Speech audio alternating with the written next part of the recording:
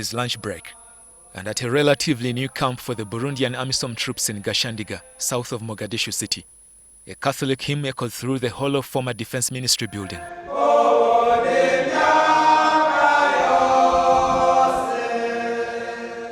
A few soldiers find time to come here to take minutes off their frontline duties to rehearse for the Sunday liturgy.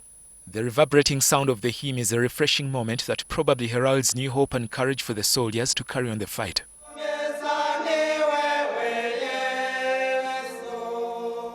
2 months ago, the Burundi contingent and the Somalia Transitional Federal Government forces embarked on one of the most risky offensives to capture the former Defense Ministry building from the Al-Shabaab.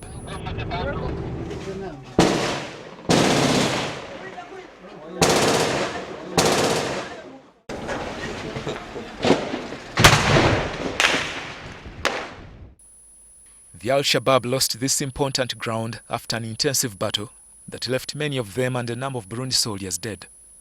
The place had become one of the major tactical and logistical bases for the militants. The Al-Shabaab headquarters are in Kismayo in southern Somalia. Several desperate attempts by the Islamist militia to regain control of the building have met strong resistance from Amisom and local TFG troops.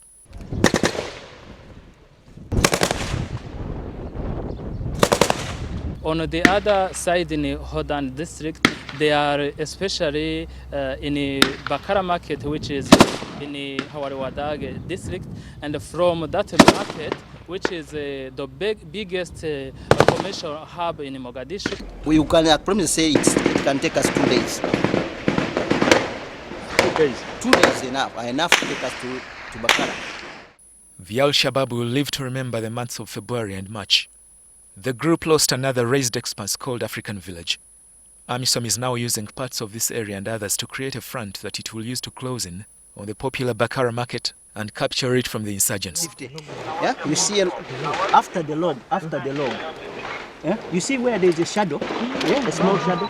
That is another place where they are crossing from. Bakara market has tall structures like the Horomud Telecom towers, which the Al-Shabaab can turn into a sniper's position. And from those buildings, they are shooting on our positions. And we have made it clear that if they don't leave Bakara market as soon as possible, we will be obliged to force them out of the Bakara market. And atop one of the buildings in African Village, the Al-Shabaab are about 50 meters away from here, and Burundi contingent thinks in a few days they'll be able to take over a structure the Al-Shabaab is consolidating.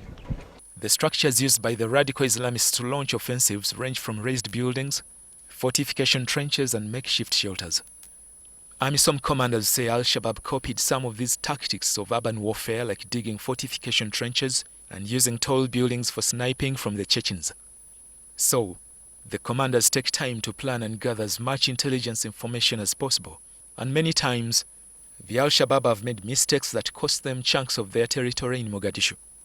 A few months ago, for instance, Al-Shabaab thought Amisom would use tanks to maneuver through streets and the rough urban terrain in contested districts. They dug anti-tank ditches on the roads and blocked other roads with sand-filled containers.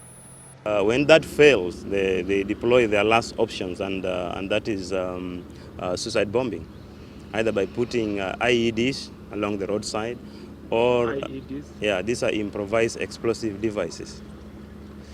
Or they can pack explosives in a vehicle and send it into and come and throw it in your defense. Here, Amisom soldiers are scaling house to house, digging through walls and squeezing within fortification trenches to counter the enemy.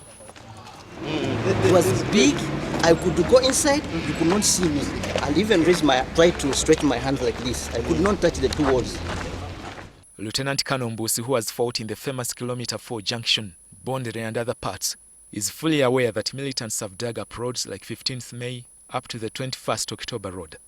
Such roads cannot be used by any armored vehicle.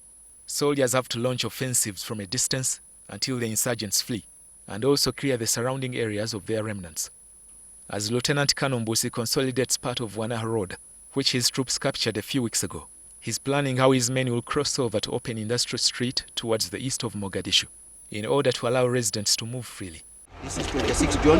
They all link up to this great industrial road or 21st October road. In the north of his position, Lieutenant Colonel John Mugaru and his men have just taken over the Bakara Junction, Hawal-Wadag Junction, ADENADEN Junction, as well as the Red Mosque.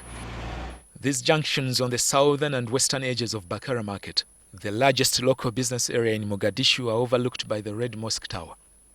For a long time, the Al-Shabaab controlled the famous Red Mosque. They used it as a court to administer Sharia law. The Al-Sunna wa Jamaa Muslims who support the TFG and Amisom are celebrating the return of this mosque, even when much of its past glory and architectural designs have wasted away. The Al-Shabaab still look up to foreign fighters for mentoring and logistic support. More than 4 months ago at the Mogadishu seaport, TFG security operators and Amisom impounded a consignment of trucks which were about to be delivered to the Al-Shabaab. The origin of the trucks remains a mystery to date. Amisom feels it is extremely important that it closes channels used by the insurgents for supply and resupply. But this could take a long time since it requires the international community to agree on a number of things. Amisom does not have the capacity to interdict supplies that are headed for Al-Shabaab. Because there are some of these ports that are not under our control, like Marka, like Irman port. So these are ports that they use. Amisom now controls between 67% and 70% of Mogadishu. Consolidating this area requires a strong troop presence. The mission heads and commanders recommend that 20,000 troops could do a remarkable job. Sierra Leone could be the next country to deploy troops, but other African Union countries remain reluctant. In part 2 of this series, we speak to Somali President Sheikh Sharif Ahmed on his plans for peace and laying a harmonious political ground in the long-suffering war-battered country. Walusimbi, NTV.